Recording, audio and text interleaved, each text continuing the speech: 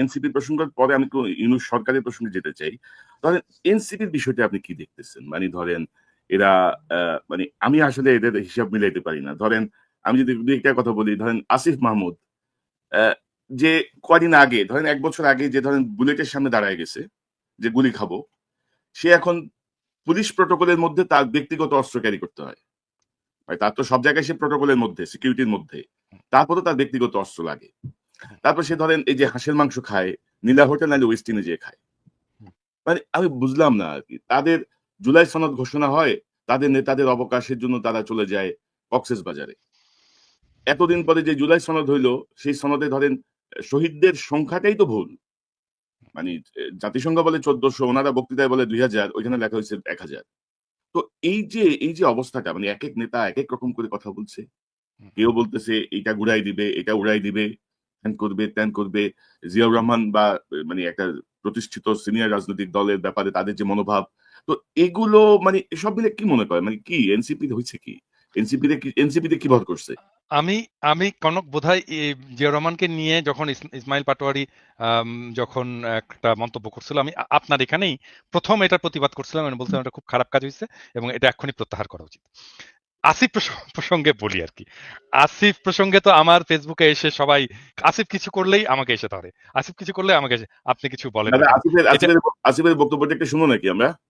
এই হাসির আহ, মাংসের বক্তব্যটা? না আমি শুনছি, আপনি দর্শকদের জন্য ভাই তাহলে এটা এটা শুনেন। নিয়ে আলোচনা আমার মনে হয় আচ্ছা মানে বলেন। খাওয়া দাওয়া নিয়ে এটা নিয়ে আলোচনা করছে। এটা আমি এত আচ্ছা সিরিয়াস কিছু মনে থাক, করি না। ও আমি খাওয়া দাওয়া করছে ভাই। আসিফ না, কি না, না, এখন মেটার আপনি কি হচ্ছে এখন মনে করেন যে আসিফ এখন গুলিস্তানে যায় খাবে? না, বলেন। মেটার হচ্ছে নীলা হোটেল এবং ওয়েস্ট ইন্ড আরকি। এটার আচ্ছা মধ্যে আচ্ছা আমি একটু বলি, মানে এটা আমার দর্শকদের, এটা ইলিয়াস জানে আর কি, মানে বিষয়টা ইলিয়াস খুব পুরোপুরি জানে ঘটনাটা, যে আসিফের সাথে আমার কি সম্পর্ক এবং আসিফকে আমি কি চোখে দেখি। মানে আসিফ যখন প্যারিসে আসলো আর কি, ওকে যখন আমি প্রথম দেখলাম, ও ছিল প্রথম মানুষ যে এই বিপ্লবী ছাত্রদের একজন প্রতিনিধি। হ্যাঁ, ও যখন আমার সামনে আসলো, আমি এটা বিশ্বাস করতে পারিনি যে আমি আসিফকে দেখতেছি। আমি ওকে জড়ায় ধরলাম এবং জড়ায় ধরে কাঁদতে শুরু করলাম। হ্যাঁ, এবং কান্না, এবং আসিফও ঠায় দাঁড়ায় থাকলো। আমি জানি না আমি কতক্ষণ কাঁদছিলাম, বোধহয় ১০-১৫ মিনিট কাঁদছিলাম। আসিফ ঠায় দাঁড়ায় থাকলো এবং আমার এই কান্নার এটা একটা ছবিও বোধহয় আছে, আমি আপনাকে দেবো। ইলিয়াস, কনক। তো আসিফ আমার কাছে হচ্ছে বিপ্লবের ফিজিক্যাল এমবডিমেন্ট, যে আমার কাছে আসছিল, যাকে আমি টাচ করতে পারছি, ছুঁইতে পারছি, ধরতে পারছি, ভালোবাসতে পারছি। তো একটা আমার সাথে, আপনারা জানেন যে আমি আমি খুবই ইমোশনাল মানুষ, এবং সেই অর্থে আসিফের সাথে আমার একটা খুব ব্যক্তিগত ইমোশনাল একটা সম্পর্ক আছে। হ্যাঁ, খুবই ব্যক্তিগত ইমোশনাল সম্পর্ক আছে, এবং ইলিয়াস জানে যে আসিফকে আমি কম বকাবকি করি না, প্রচন্ড বকাবকি করি। মানে এই ছাত্রদের মধ্যে দুইজন আমার বেশি বকাবকি খায়, প্রথম আসিফ, আর নাম্বার 2 হচ্ছে হাসনাত। হুম, এবং আমি কিন্তু চেষ্টা করি সবসময় যেন আসিফ কোনো ভুল না করে, কোনো মিস্টেক না করে, ওকে কাউন্সেল করা, ওকে শেখানো, ম্যানেজমেন্ট শেখানো। আমি এগুলো ছোটখাটো অনেক বিষয়ে তাকে সাজেশন দিই। ছোট ছেলে। এখন ধরেন যদি কেউ বলে যে মানে আহ, আপনি আশকারা দিয়ে দিয়ে আসিফকে এরকম করছেন, বলতে পারে যদি বলে। হ্যাঁ, কিন্তু আমি আসিফের প্রতি ওই স্নেহ, ওই ভালোবাসা, ওইটাকে আমি সবসময় নাচার করবো। হুম, আমি আসিফের এই কথাটা বলাটা ঠিক হয়নি, এই যে আমি ওয়েস্টিনে যাই, এই কথাটা বলাটা ঠিক হয়নি, এবং আমি আমি কিন্তু সত্যিই খুব রাগ করছি আসিফের উপরে এই কথাটা বলাতে। কারণ কি জানেন, আমি আসিফকে খুব স্পেসিফিক্যালি এই ব্যাপারে, মানে আমার ছোট ভাই যদি মন্ত্রী হতো, আমি ওকে যেভাবে বা ইভেন ওটা আমার আমার ছেলের বয়স তো আসলে আসিফ কিসের ছোট ভাই, আমার ছোট ভাই তো অনেক বড়। আমার ছেলে যদি হতো, মন্ত্রী হতো, আমি তাকে যেভাবে তাকে ধরে ধরে ধরে ধরে ধরে ধরে শেখাতাম, আমি আসিফকে কিন্তু এই বিষয়গুলো শিখিয়েছি। আমি কিন্তু ওকে বলছি যে আসিফ তুমি তোমাকে খুব মিনিমালিজমের উপরে চলতে হবে, খুব অল্প জিনিসে তোমাকে তৃপ্ত থাকতে হবে, খুব বেশি জিনিস, তুমি যখন ভাত খাবে একটা তরকারি দিয়ে ভাত খাবে, একটার বেশি তরকারি নিবে না। আমি বলছি কেন নেবে না, কারণ তোমার দেশের মানুষ একটার বেশি তরকারি দিয়ে ভাত খেতে পারে না। তুমি তার জীবনটা বুঝতে পারবা না তুমি যদি এটা না করো, তুমি এই কাজটা করবো। আমি কিন্তু এক্স্যাক্টলি এই কথাটা বলছি। এবং যখন আমি দেখলাম যে আসিফ বলতেছে যে আমি ওয়েস্ট ইন্ডে যাই, আমার খুব খারাপ লাগছে, আমি খুব বেদনাহত হয়েছি মানে এটাতে, আসিফের এই কথাতে। হ্যাঁ, মানে মানে দাদা ধরেন এদের প্রতি আমাদের শ্রদ্ধা বা এদের প্রতি আমাদের কৃতজ্ঞতার কোনো শেষ নাই। এবং আমরা যে না, কথাগুলো আসিফের বলছি প্রতি আমার ভালোবাসারও শেষ নাই তো। আমার ভালোবাসা থাকবে, ও হুম, যত মিস্টেক করুক তারপরেও আমার ভালোবাসা থাকবে। কিন্তু মানে ও আমার কথা শোনে না কেন, এটা হচ্ছে আমার কথা। মানে ও কি, মানে আমি যে ওকে এত ভালোবাসি, এত স্নেহ করি, ওকে যে আমি আমার সন্তানের মতো দেখি, তো ও কেন আমাকে ওর ওর জায়গাটায় রাখতে পারে না, ও কেন ওই রেসপেক্টের জায়গাটা রাখতে আমার হ্যাঁ, কথা তবে শোনে না আমাদের কেন? আমাদের এই নতুন নেতাদের ধরেন বডি ল্যাঙ্গুয়েজ বা তাদের কাছে আমাদের যে প্রত্যাশাটা ছিল, হুম, সেই জায়গাটায় তারা ধরেন আমাদেরকে অনেক জায়গাতে হতাশ করেছেন। এবং এটা আমরা আশা করি নাই আরকি। মানে এত দ্রুত তাদের এই পরিবর্তনগুলো আসলে চোখে লাগে। আমাদের যেমন লাগে সাধারণ মানুষের চোখে লাগে। সাধারণ মানুষের মধ্যেও এগুলো প্রতিক্রিয়া সৃষ্টি করে। যে আপনি এক্স্যাক্টলি। ১ বছর আগে কি ছিলেন, এখন আপনি কি করছেন, ভবিষ্যতে তাহলে আপনি কি করবেন? ১ বছরে যদি এই পরিমাণ পরিবর্তন আপনাদের মধ্যে আসে, তাহলে আপনি ভবিষ্যতের না, কি করবেন? ইভেন রাজনীতিতে আপনি দেখেন, মানে হুম, আমি তো ওয়েস্ট ইন্ডিজে যেয়ে খেতে পারি না বাংলাদেশের রাজনীতি করে। রাইট। বাংলাদেশের মানুষ তো ওয়েস্ট ইন্ডিজে খেতে পারে না। এত টাকা দিয়ে খেতে পারে না। এটা বড় লোকদের জায়গা। এটা না ওয়েস্ট এলিটদের ইন্ডিজ জায়গা। বাংলাদেশের সবচেয়ে আমাকে এক্সপেন্সিভ এক আমাকে জায়গা। খুব সাধারণ মানুষের মতো করে থাকতে হবে। আমাকে খুব সাধারণ মানুষের মতো করে চলতে হবে। আমাকে আমাকে অনেকে বলে, আপনারা দেখেন না যে ওই আপনি এই একটা হুডি পরে আসেন আপনার ইয়েতে, আপনার কি আর হুডি নাই? আপনার কি আর হুডি কেনার পয়সা নাই? আমাকে বলে কিন্তু অনেকে। আমি বলি, "হ্যাঁ ভাই, পয়সা নাই ভাই।" এবং তারপরে হয় কি? অনেকে হুডি কিনে নিয়ে আসে। ওরা সত্যি, সত্যি মনে করে আমার হুডি কেনার পয়সা নাই। দাদাকে একটা হুডি কিনে দিই। কেউ আসলে হাতে করে একটা হুডি নিয়ে আসে। একটা কাপড় নিয়ে আসে। বলতে দাদা বোধহয় কাপড় কিনতে পারে না। হুম? আরে ভাই, আমি দাদা ধরেন আমি এই প্রসঙ্গে এক জিনিস এড করি। ধরুন আমরা যখন সাংবাদিকতা শুরু করি, ধরুন আজ থেকে ২৮-৩০ বছর আগে, কিছু জায়গার কিছু ট্রেনিং আমি স্পেসিফিক মনে নাই। উনি বলতেছিল, "তুমি যখন পাবলিকের সাথে কথা বলতে যাবা, গ্রামে যাবা বা কোন একটা মেহনতি মানুষদের নিয়ে কাজ করবা, কোন একটা ইয়েতে যাবা, তোমার গায়ের থেকে যেন ভুরভুর করে পারফিউমের গন্ধ বের না হয়। অবশ্যই না। তোমার হাতে যেন এক্সাক্টলি, ওই সাধারণ মানুষের হাতে ঘড়ি নাই, তোমার হাতে যেন ঘড়ি না থাকে। তোমার এক্সাক্টলি, যদি একেবারে কম্পালসরি না হয়, চোখে সানগ্লাস পরে তুমি রিপোর্টার, তুমি সাংবাদিক, নো, তুমি তাদের অংশ। তাদের উপরেই তোমার ডিপেন্ড করতে হবে। এক্সাক্টলি, তারাই তোমার এক্সাক্টলি, সোর্স, তারাই তোমাকে তথ্য দিবে।" এক্সাক্টলি, তো এক্সাক্টলি। এই যে মিলে যাওয়া, এখন তোমার গায়ে থেকে যদি ভুরভুর করে ফুরফুরে গন্ধ বের হয়, সাধারণ মানুষটা তোমার সাথে থেকে পার্থক্য তার মনের মধ্যে তৈরি হয়ে যাবে। না আমার সাথে আমার গায়ের সঙ্গে ঘামের গন্ধ আর উনার গায়ে থেকে এত সুন্দর ফুলের গন্ধ বের হয়। তো উনি নিশ্চয়ই আলাদা প্রজাতির মানুষ। তো এই জায়গাগুলো রাজনীতিবিদদের আরো সিরিয়াসলি খেয়াল রাখতে হবে। যেমন সাংবাদিকরা আমরা আমি একটা ছোট্ট এক্সাম্পল দিই। মানে এটা প্রবাবলি আমাদের ভবিষ্যতের রাজনীতিবিদদের জন্য কাজে লাগবে। মানে আমি যখন এক্সিকিউটিভ ছিলাম আরকি, বাংলাদেশে যখন আমি এক্সিকিউটিভ ছিলাম, আমি তো সিইও পর্যন্ত ছিলাম। এবং আমি খুব পপুলার সিইও ছিলাম। আমি কেন পপুলার সিইও ছিলাম জানেন? আমি যখন ট্যুরে যেতাম, মানে অফিসিয়াল ট্যুরে যেতাম, আমি হয়তো যাচ্ছি ধরেন একটা গ্রামে যাচ্ছি। হ্যাঁ? একটা উপজেলায় যাচ্ছি। ওইখানে রাত হচ্ছে। হ্যাঁ? আমি তো আমার সাথে গাড়ি আছে। আমি তো গাড়িতে ফিরে এসে জেলা শহরে হোটেলে থাকতেই পারি। আমি করতাম কি? আমি বলতাম যে, ওই উপজেলায়, ওই গ্রামে যেই আমার কলিগটা কাজ করে, ওর বাসায় আমি থাকবো। অনেক সময় দেখা যেত সে মেসে থাকে। আমি বলতাম, "ঠিক আছে, আমি মেসেই থাকবো। কোনো অসুবিধা নাই। আমার মেসের জায়গা হবে তো? তা তা একটা একটা শোয়ার জায়গা হবে তো?" "হ্যাঁ, হ্যাঁ স্যার, হবে, কোনো অসুবিধা নাই।" আমি ওইখানে যেতাম, মেসে থাকতাম। আমি ওদের বাসায় থাকতাম। ও তারপরে আমি বলতাম যে, "আমার জন্য তো যেহেতু রান্না-বান্না করবে, তোমরা কিছু তরি-তরকারি, সবজি, মাছ, মাংস কিনে দিও ওর বাসায় ওই দিনের জন্যে। আমার উপহার হিসেবে।" তো এটা কিনে দেওয়া হতো। ওরা একটা রান্না-বান্না ওদের মতো করে, ওরা সবচেয়ে ভালোভাবে আমাকে রাখার চেষ্টা করত। কিন্তু আমি যেটা পেতাম, হ্যাঁ? আমি কিভাবে থাকতাম সেটা বড় কথা না। আমি যেটা পাইতাম, আমি দেখতাম ও কিভাবে থাকে। রাইট। ও ও ও কি খায়? ওর বাসাটা কেমন? কত বড়? ওর কিচেনটা কত বড়? ওর ওয়াইফ কে? ওর ওয়াইফ কি করে? ওর ওয়াইফের স্বপ্ন কি? ওর বাচ্চাটা কেমন? ওর বাচ্চার খেলনা আছে কিনা? হ্যাঁ? ওর বাচ্চা কি খেলে? ওর বাচ্চা কি পড়ে? ওর বাচ্চার পড়ার বইগুলো কি? ওর বাসায় বই আছে কিনা? হ্যাঁ? ওর বাসাটা কতটুকু ক্লিন? ওইটাই ধরেন এই ক্রমশ ধরেন আমরাও আশা করি যে তাদের অভিজ্ঞতা বাড়বে, তাদের বিষয়গুলো বুঝতে পারবেন। মানুষের সঙ্গে কিভাবে যেতে হয়। কিভাবে মানে নেতা মানেই নেতা না তো। নেতা তো তুমি তাদেরই অংশ। এবং আনফরচুনেটলি বাংলাদেশে ওই কনক, যে জি। কনক, আমার আমার তখন বয়স ছিল ৩৫ বছরের মতো। হ্যাঁ? এটা অনেক বেশি বয়সের ব্যাপার না। হুম, এটা হুম, হুম, এই ব্যাপারটা, এগুলো কিন্তু আমাদেরকে পলিটিক্যাল ট্রেনিং এ কিন্তু পলিটিক্সই আমরা শিখে আসছি। তো রাজনীতি করে আসছি, ছাত্র রাজনীতি। ছাত্র রাজনীতিতে এভাবেই শিখে আসছি আমরা। হুম। এভাবেই শিখে আসছি। চাঁদার কথা আসছে তো, আমি তখন 4th ইয়ারের ছাত্র রাজশাহী মেডিকেল কলেজে। এবং এটা বোধহয় কেউ জানে না, কিন্তু আমি বলে রাখি যে আমি বাংলাদেশের কমিউনিস্ট পার্টির ইতিহাসে সবচেয়ে কম বয়সী ফুল মেম্বার। সবচেয়ে কম বয়সী বাংলাদেশের কমিউনিস্ট পার্টির ইতিহাসে আমার বয়সী ফুল মেম্বার, পার্টি মেম্বার ছিল না। আমি একমাত্র, এবং প্রবাবলি এখনো পর্যন্ত আমি একমাত্র। তখন আমি 4th ইয়ারের ছাত্র, পার্টির ফুল মেম্বার। তো আমাকে ওই সময় 88 সালে একটা বন্যা হয়েছিল বাংলাদেশে। পুরো বাংলাদেশে বন্যা হয়েছিল, রাজশাহীতেও বন্যা হলো। আমাকে পার্টি দায়িত্ব দিল যে আমাকে চারঘাট এলাকায় আম, বন্যার ত্রাণ চালাইতে হবে। মানে ওখানে খাবার নিয়ে যেতে হবে, কাপড় নিয়ে যেতে হবে, ওগুলো করতে হবে। তো আমি বললাম যে কিভাবে করব? বললো, এটা তোমার উপরে। মানে আমি বললাম যে আমার রিসোর্স কোথায়, টাকা পয়সা কোথায়? তোমার উপরে। মানে আমাকে চিন্তা করতে হবে আমি কিভাবে আমার আমার এই ইয়ে করব, আমার এই রসদ জোগাড় করব এবং ওখানে নিয়ে যাব। আজকে আমি বলতে পারি আমার চালানো ত্রাণ কর্মকাণ্ড আমাকে পার্টি থেকে একটা পয়সা দেয়নি, একটা পয়সা না। আমার চালানো ওই ত্রাণ কর্মকাণ্ড চারঘাটের মানুষ প্রবাবলি এখনো মনে করতে পারবে যে ওই মেডিকেল কলেজের একটা ছেলে এসে এখানে এসে ত্রাণের কাজ চালা গেছে। কিভাবে করছি জানেন? আমি চিন্তা করলাম যে আমি করবো কি, আমার কাছে কোনো টাকা পয়সা নাই, আমি করবোটা কি? তো চিন্তা করে বের করলাম যে আমি যে লোকালিটিতে থাকি মেডিকেল কলেজের আশেপাশে, ওইখানে বাসায় বাসায় গেলাম আর কি।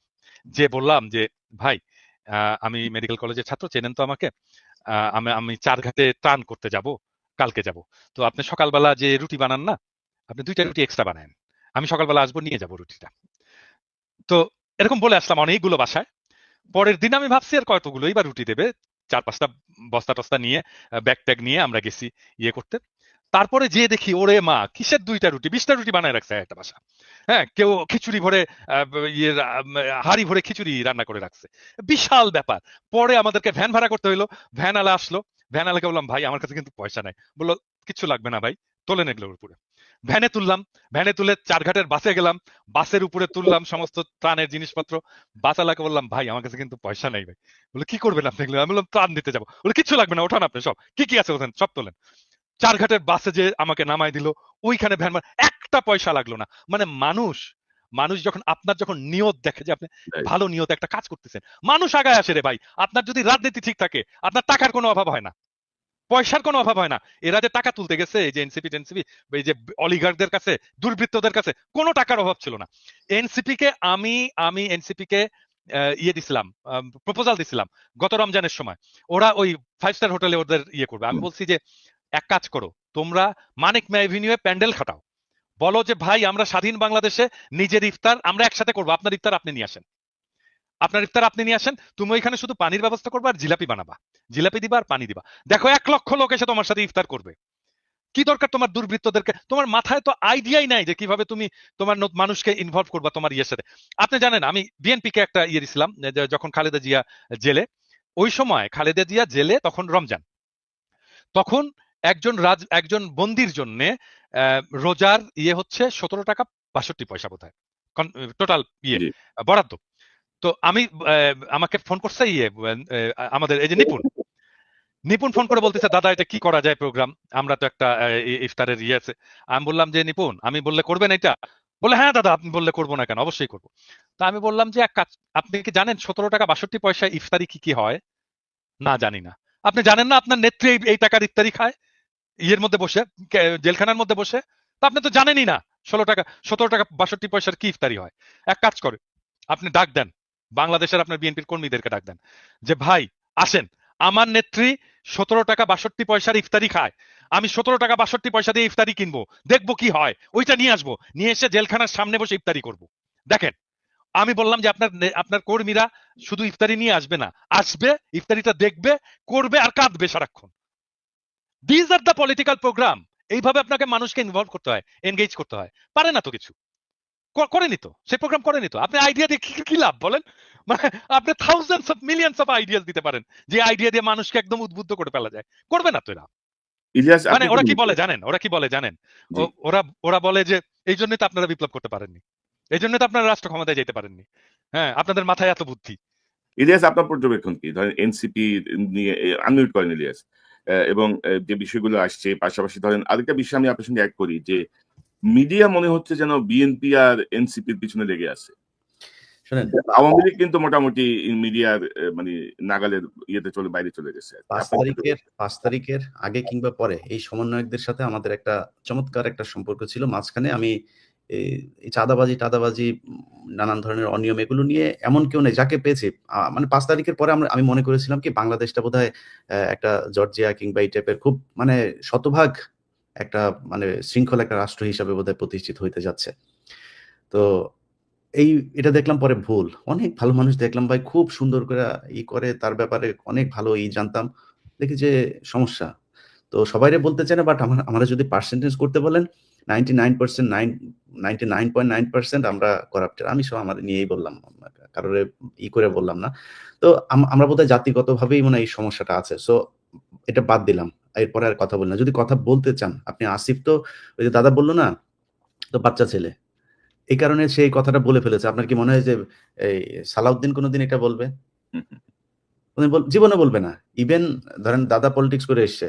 দাদার মুখ দিয়ে কোনোদিন এই কথা বের হবে যে ওনার জীবনের যদি কোনো খারাপ কোনো কিছু থাকে সেটা উনি বলবেন? এটা কৌশলে ওইভাবে উপস্থাপন করা হবে। এখন যদি নাকি আমরা করি, হাসিনা ১৫ বছর ক্ষমতায় থাকলো, একটা স্বৈরাচার একটা সরকার আমাদের দেশ চালালো। এদেশে অনেক লুটপাট হয়েছে। পাথর লুট হয় নাই কিন্তু। এইভাবে একটা একটা থেকে মানে পর্যটন কেন্দ্র থেকে এইভাবে মানে মাটি সহ খুঁড়ে নিয়ে গেল। মানে এটা বাংলাদেশে ঘটেছে নাই কখনো। অথচ আমাদের দেশে ওই সময় পরিবেশ উপদেষ্টাকে, যিনি সারা বছর দেখেছি যে পরিবেশ নিয়ে কথা বলতে মানে গরম করে ফেলতো মিডিয়া। উনার প্রতি মনে হয় সপ্তাহে, আপনি জানেন যে প্রতি সপ্তাহে মনে হয় ২-৪ টা অ্যাসাইনমেন্ট উনার এই বেলার থাকতো। থাকতো না? কি করেছেন উনি পরিবেশ নিয়া? একটা খাল উদ্ধার করেছেন। একটা এই ঢাকা শহরের ৩-৪ টা তুরাগ, বেলা, ওইদিকে শীতলক্ষ্যা, এদিকে বুড়িগঙ্গা, কোনটার কোনো উন্নতি আছে? ঢাকা শহরের পরিবেশের কোনো উন্নতি আছে? কোনো কিছুর উন্নতি নাই। আপনি যদি বিএনপির কাছে আসেন, বিএনপির কি আপনি অন্তত যদি এখন লিস্ট করি ২-৪ হাজার মানুষের নাম আমরা বলতে পারবো না? আমরা বলবো। এখন আমরা আমাদের ইয়েটা কি যে দুর্নীতির এই জায়গাটা আমার মনে হয় একটা পর্যায়ে গিয়ে ঠিক হয়ে যাবে। সো এদের কারো সাথে যে আমাদের খুব ব্যক্তিগত, দাদা বললেন আসিফের সাথে যেমন আমাদের সম্পর্ক আছে, আমাদের ইশরাকের সাথেও আমাদের এই কনক ভাইয়ের সাথে আমাদের এই গত কয়েকদিন আগেও আমরা অনেক বিষয় নিয়ে ইশরাক ভাইয়ের সাথে আলোচনা করলাম এবং এই সিটি কর্পোরেশনের সামনের যে ঘটনা, এটা নিয়েও আমাদের যেটা মনে হয়েছে আমরা সেই পরামর্শ ইশরাক ভাইকে দেওয়ার চেষ্টা করেছি। সো কারো সাথে আমাদের সমস্যা নাই। এখন কথা হলো যে আপনি যখন কিনা দুর্নীতি নিয়ে কথা বলতে যাবেন, যদি নাকি সবাই চলে আসেন, তাহলে তো আপনার এটা নিয়ে আলাপ করার দরকার নাই। দুর্নীতি যেটুকু আছে কিভাবে থামানো যায় সেটা চিন্তা করেন। এবং বিএনপির আর মিডিয়া, যেটা আপনি বললেন যে এখন মিডিয়া হচ্ছে বিএনপি আর এনসিপি কে, এটা মিডিয়ার বিষয় না। মিডিয়াতে তো এই হাসিনার সেই দোসররা আছেই। ডিজিএফআই নিজে অ্যাসাইনমেন্ট দিয়ে দেয়। ডিজিএফআই নিজেই ফুটেজ বের হয়, অডিও বের হয়, ভিডিও বের হয়। কোত্থেকে বের হয়? এটা কি সাধারণ মানুষ করতে পারে নাকি? এগুলি আমরা জানি না? ডিজিএফআই দেয়। ডিজিএফআই দিয়া বলে এই ঘটনা ঘটেছে, এবার এটা নিয়ে কাজ করো। সো এই জায়গাগুলো তো ঠিক করতে হবে। যেসব সুশীলরা আজকে ১৫ই আগস্ট নিয়ে করে খুব মনে হয় যেন তারা ন্যায়ের পথে অটল আছেন। কিছু জায়গা নিয়ে তাদেরকে কেউই করতে পারবে না। তোরা কই ছিলি রে জুলাইতে?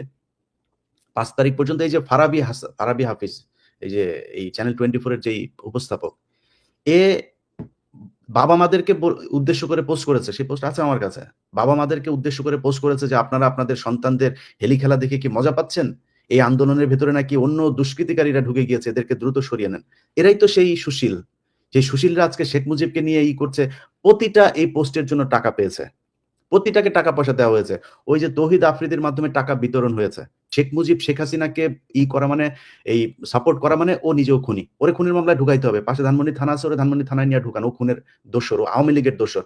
যদি শেখ মুজিবের ব্যাপারে আলাদা করে কেউ কিছু বলতে আসে, পিনাকি দাদা বই লিখেছে, উনার বই পড়েন। উনারা যদি বিশ্বাস না করেন, তাহলে যাদেরকে বিশ্বাস করেন মেজর আ জলিল, ওদের নিজেদের লোকজন, আতাউর রহমান খান, তারপরে এই ধরনের লোকজনরা, ইভেন তোফায়েল আহমেদের বইও পড়েন। ওইখানে অনেক কিছু আছে। শেখ মুজিব কত বড় মাপের বদমাইশ ছিল, এটা যদি নাকি গুগলেও দেখতে যান, বিদেশি বিভিন্ন টেলিভিশন ওই সময় এবিসি, বিবিসি, এগুলো অনেক টেলিভিশনের একদম ভিজুয়াল নিউজ আছে। শেখ মুজিব তামাক খাচ্ছে আর বিশাল ভাবসাব নিয়ে পায়ের উপর পা তুলে দিয়ে বক্তব্য দিচ্ছে। তারে সাংবাদিক জিজ্ঞেস করছে এই যে আপনার এখানে মানুষ মারা যাচ্ছে, সে বলছে এটা হচ্ছে মিথ্যা কথা, এটা প্রোপাগান্ডা, দেশে নাকি কোনো মানুষ মারা যাচ্ছে না। সে হাজার মানুষকে সে সরাইখানা বানিয়ে তারপরে খাওয়াচ্ছে। এগুলো বিদেশি media news. So Sheikh Mujib কত বড় বদমাইশ ছিল সেটা যদি নাকি মনে হয় আপনারা ঠিক করবেন, তাহলে আলোচনায় আসেন। বেশি মানুষের নেওয়ার দরকার নাই। ২-৪ জন থাকলেই চলবে। আপনারা যত মানুষ আসতে চান আইসেন। আমি এই ব্যাপারে একটু যারা শেখ মুজিবকে নিয়ে খুব আবেগ তাড়িত হচ্ছেন, আমি আপনাদেরকে বিনয়ের সাথে একটি বিষয় বলতে চাই। সেটা আমার বলা দায়িত্ব। সেটা হচ্ছে যে শেখ মুজিবকে নিয়ে যদি আবেগ তাড়িত হন, তাহলে শেখ মুজিবের সমস্ত কুকীর্তির দায় আপনাকেই নিতে হবে। এবং আপনাকে যেই কুকীর্তির দায়টা আমি দিতে চাই, সেটা হচ্ছে সিরাজ শিকদারকে পেছন থেকে গুলি করে হত্যা করা। নিরস্ত্র সিরাজ শিকদারকে হত্যা করেছে শেখ মুজিব। এইটার দায় নিতে হবে। সিরাজ শিকদার আমার নেতা। আমি আপনাকে এইটার জন্য এর শাস্তি আপনাকে আমি দেব। শেখ মুজিবকে সিরাজ শিকদারকে হত্যার দায়ে এই শাস্তি আপনাকে আমি দেব। সিরাজ শিকদার আমার নেতা। আমার নেতাকে হত্যা করার দায় আপনাকে নিতে হবে। সাতার হাড্ডি ভেঙে দেব হারামজাদা। শেখ মুজিবকে নিয়ে শোক গাথা শুয়োরের বাচ্চা, আর সাতার হাড্ডি ভেঙে দেবো। বাংলাদেশে যেদিন আমি আসবো, আমি সব কয়টা লিস্ট নিয়ে রাখছি। শুয়োরের বাচ্চা সিরাজ শিকদারকে হত্যার বদলা তোকে দেওয়া হবে, শুয়োরের বাচ্চা হারামজাদা। না, তবে দাদা ধরেন এখন একটা নতুন ন্যারেটিভকে সামনে আনা হচ্ছে যে ধরেন হাসিনা পলাতক। আমরা তো আসলে হাসিনা না, কিন্তু শেখ মুজিবের অবদান তো অস্বীকার করা যাবে না।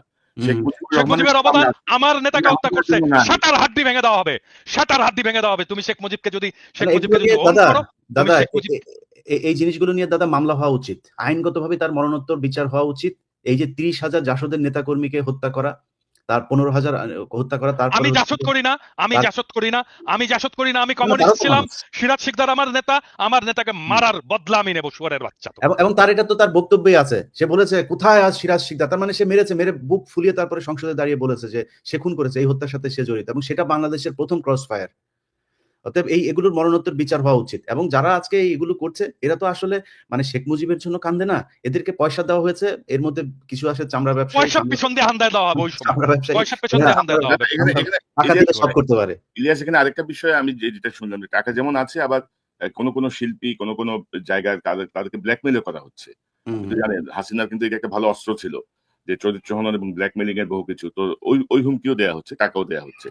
তো এই ন্যারেটিভসটা থেকে এটা নিয়ে আসলে মানে আরো কিছু কাজ করা দরকার, যে এই যে আমরা তো হাসিনাকে পছন্দ করি না, আমরা তার এইসব কনক ভাই, বিষয় একটা জিনিস বলি কনক ভাই, হুম, ধরেন 32 নম্বরের সামনে একটা মহিলা আসলো, হুম। এক হুজুর আসলো ফাজলামি করার জন্য, জাস্ট ফান করার জন্য। সে বলছে যে আমি 2টা খতম দিয়েছি, তার বউ বলছে, জীবনে কোনোদিন কোরআন পড়া দেখছেন না ভিডিওটা, বুরকাওয়ালা মহিলা, মানে ফান করার জন্য এসে, মানে এখানে ফান করা যায়। আপনি একটু একটু চোখ বুঝা কল্পনা করেন তো ভাই, আওয়ামী লীগ ক্ষমতায় আছে, জামায়াতের শিবিরের বা বিএনপির একটা ছেলে সেখানে এই ওরা জিয়াউর রহমানের কবরের ওইখানে গিয়ে করেছে, সেখানে গিয়েছে। আপনি চিন্তা করেন তো যে তার অবস্থাটা কি হইতো, পাড়ায় মেরে ফেলতো ওইখানে। So আপনি তারা নিয়ে ফান করেন, এটা ফান করার জিনিস না তো। সো আরে না, ফার্দার সালাউদ্দিন কাদের চৌধুরীর কবরে যে কি করছে গোরাব্বানি? ভাঙছে না, ভেঙেছে তো, সেখানে কেউ যেতে পেরেছে নাকি সেই জায়গায়? লাশ আমার চোখের সামনে দাদা, আমার চোখের সামনে দেখেছি, এই শহীদ কাদের মোল্লা তার লাশটা যাওয়ার সময় জুতা নিক্ষেপ করেছে তার লাশের গাড়ির উপরে। আমরা তখন সামনে দেখেছি। গোলাম আজমের গাড়ি তো আমি ওই লাশ দিন নিজে জুতা ছিলাম, নিক্ষেপ ওই করেনি। ওনার লাশটার সময় আমি জেল গেটে ছিলাম। তো এই যে কাজগুলো করেছেন এগুলো এটা তো ওরা এটাই তো আওয়ামী লীগ, এদেরকে দিয়ে সব সম্ভব।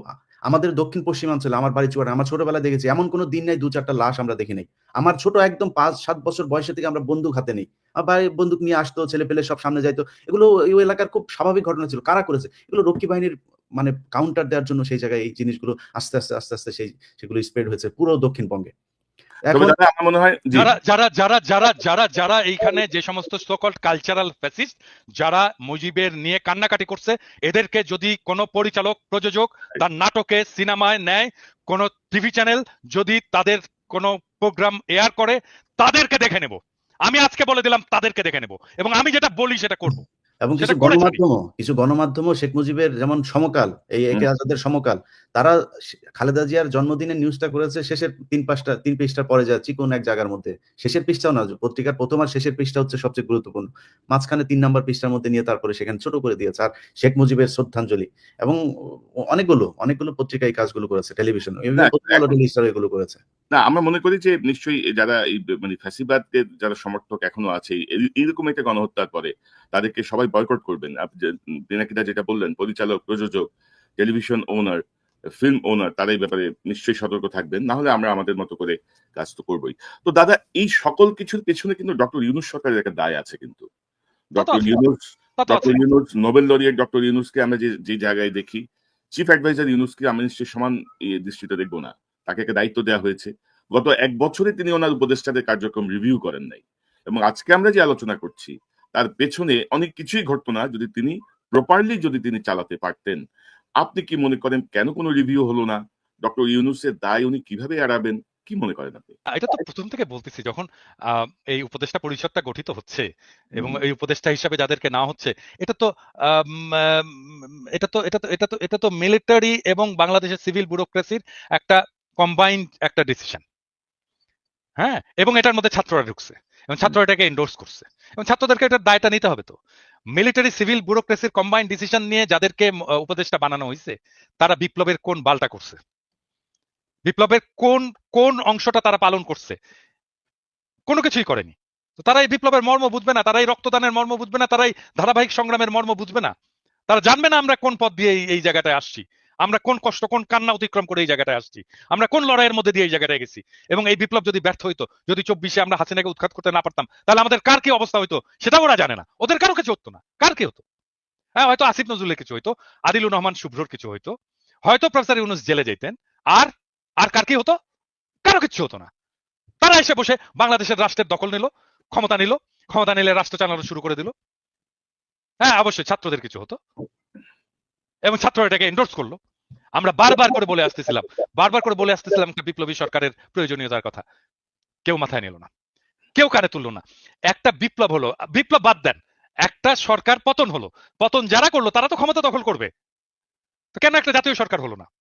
কেন রাজনৈতিক দলগুলো একটা জাতীয় সরকার করলো না? কেন এই উপদেষ্টা পরিষদের মধ্যে রাজনৈতিক দলের নেতাগুলো নাই? থাকলে তো আজকে এই অবস্থা হতো না।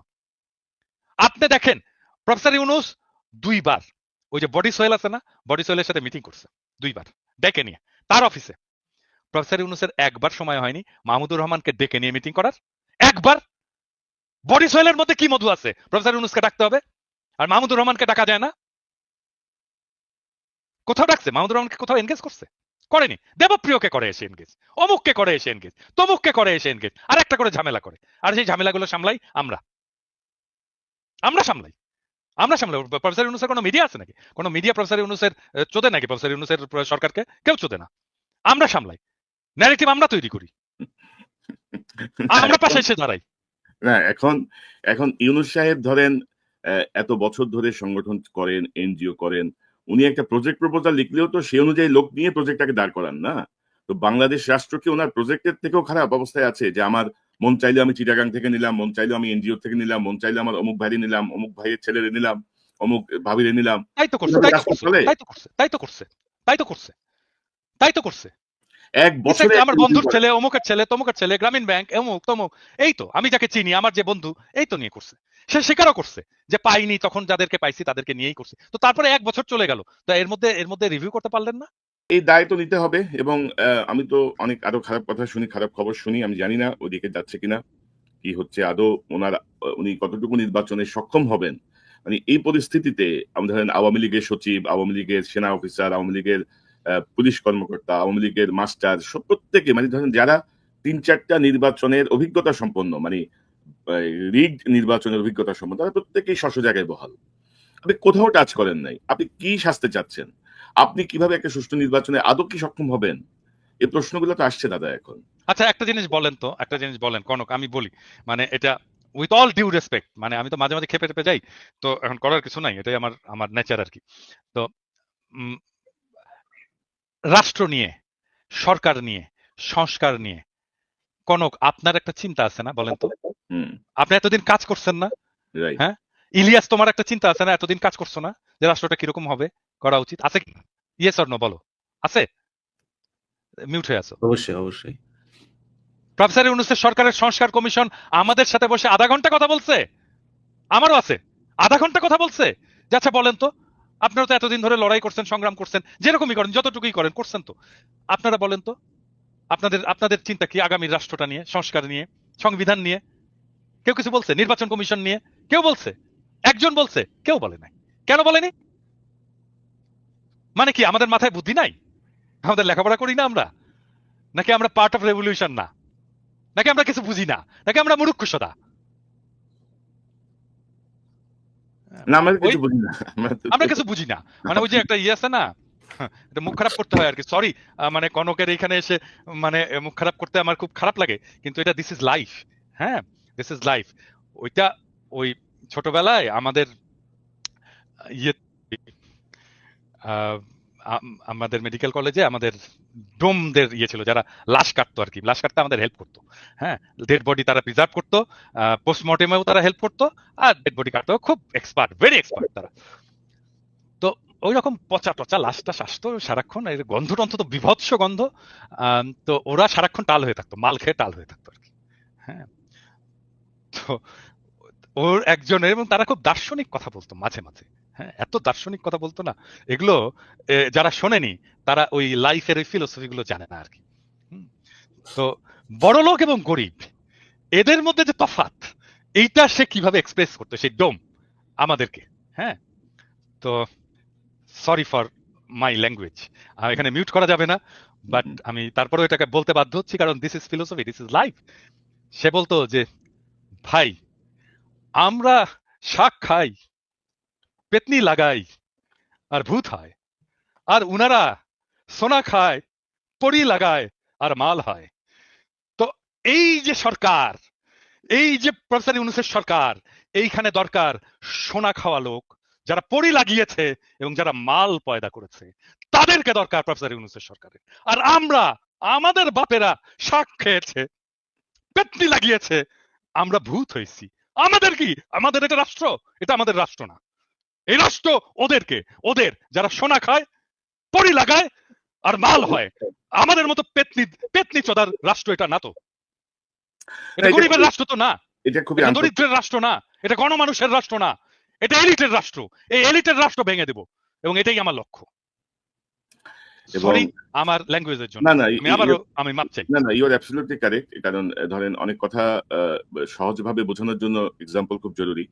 এবং ধরেন আসলেই তো তাই দাদা, তাই না? আসলেই তো তাই। তো এখন আসলে এই জন্য আজকে আমি আমার শিরোনামটা রেখেছি যে উনি কি সুষ্ঠু নির্বাচনে আসলে সক্ষম হবেন কিনা। মানে লক্ষণ তো বলতেছে না আর কি।